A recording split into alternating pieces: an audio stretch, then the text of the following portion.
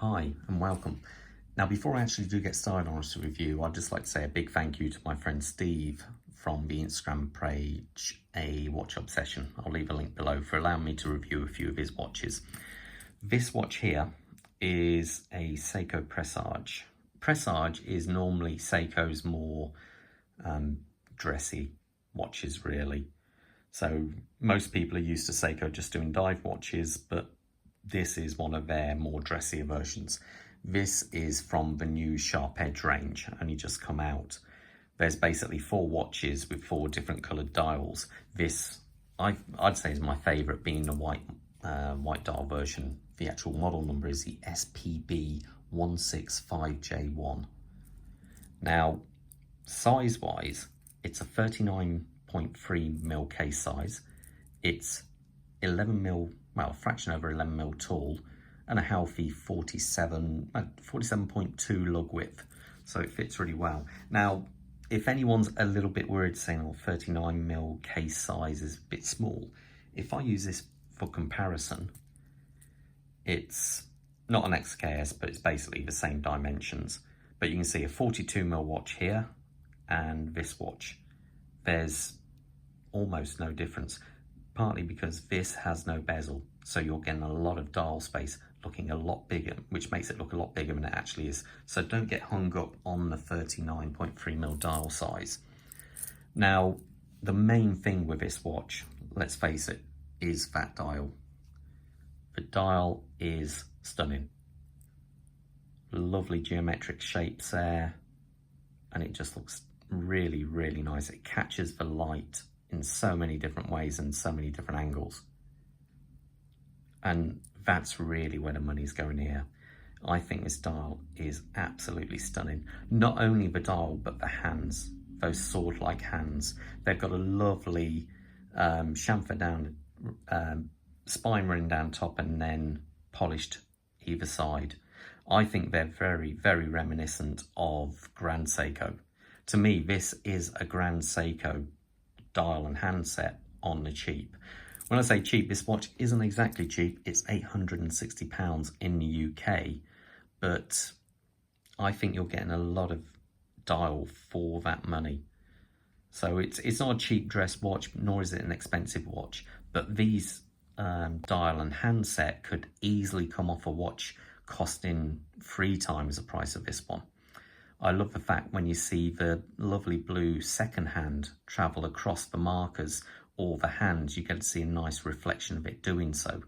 The actual hour markers, as you can see there, are beautifully polished on the center and then the beveling sides as well, with a luminous material both on the end of the hour markers and in the center of the handset. And even the date window at the 3 o'clock position also is framed by a beautifully polished frame around it there. So I think it is actually quite a handsome looking watch there. And I think it's one of these where you can easily say it's genderless, male or female, easily get away with wearing this. For the case, well, sorry, before I carry on, the actual crystal there is a flat sapphire with AR coating. So anyway, okay, now once we get past that, the bezel here, beautifully polished. We have a lovely amount of polishing on the sides going all the way around, and then we have a brushed finish, as you can see, on top of the lugs there, going from 12 to 6th position. So it really is quite nice. I've got my fingerprints all over this watch. Now, looking at the crown there, they've done a really nice job on signing the crown, which I quite like. Though this crown is not a screw down crown, so you can hear, it's not screwed down, but you still get 100 meters of water resistancy to this watch. So you have no fear about getting it wet. It simply isn't a problem. Now, when we start looking at the bracelet here, we've got lovely polished surface under there where the end link meets up to. We have polishing on the outside of the 3 links, brushing on the outside of the outside links, and in the center we have brushing, but then we have this nice polished section running down. So it does play well. It looks for a dress watch, I think that's absolutely spot on. The adjustment is pin and collar, which again, some people like, some people don't. I don't mind it really. I never used to like it, but now I just simply think it's, yeah, the good thing is you set it once, you never have to worry. Now the clasp on this watch is quite nice. So you can see here, press down, and it is a lovely small little clasp. Really, really nice. And also you have the punch buttons there to open it.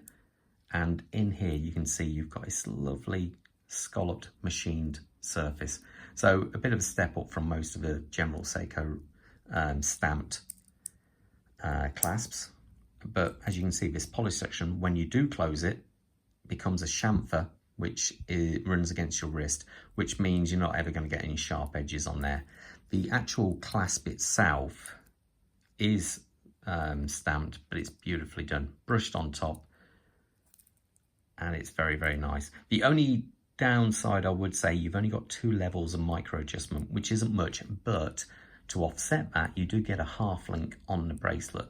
So you have got, you know, you have got definite adjustment, albeit not just in the clasp, but also in the bracelet. Now, as I turn this round, another thing we have here, let me zoom in there. You have a display case back, and what you get to see through there is Seiko's latest 6R range movement. So this being the 35A, that being a date only. But what this gives you over the standard 615 or 4Rs is basically 70 hours of power reserve. So being that it's a dress watch, you might find yourself wearing this all week and taking off at weekends, maybe putting something more sporty on, I don't know. But you can take this off on a Friday night and put it back on a Monday morning and it should still be running. So that's definitely the benefit to having that. The watch does come with a hard coating. They do say hard coating, but I don't think it's a dire. It must be a version of Dire Shield. I'm not 100% sure on that one. Now, plus points with this watch, I would say it's the dial. Dial, hands, hour markers, absolutely stunning. The 6R35 movement, great power reserve on that, no problem at all. I like the clasp. I think it's quite nice, albeit with not a massive amount of adjustment. The watch isn't too heavy either. It's quite, yeah, it's not overly heavy. I think it's quite a nice weight to it. If I had to be super critical on it, one thing I would say is, because this movement is a 21,600 hertz VPM movement with only 3 hertz. What that means is, as the second hand travels round, you're only getting 3 pulses per second. And you can see, being that it's such a big dial, it could be smoother going round. So I'm being critical there, super critical. If I take off this watch so you can get an idea of how it looks. Sorry, today I'm wearing a Breitling Colt 41. But you can see 4 hertz versus 3 hertz, how much smoother the second hand beats when it's 4 beats per second versus 3. Anyway, let's put this on my wrist so you got an idea. Now remember, my wrist is a fraction over 7 inches. So you get an idea. Let's move that. It's a little bit tight for me, but you get the idea. So it's still a good size watch. So if you're after a dress watch, I think you can do a lot worse by getting hold of one of these. And I say, there are different colours available, but I do think that's a lovely looking watch. Definitely for a dress watch, very, very nice, with the added security of 100 meters water resistancy and the hard coating and the sapphire crystal. So you know it should stand up to, you know, play as well as being at work. Anyway, hope you like the review, and I will see you at the next one. All the best. Take care. Bye.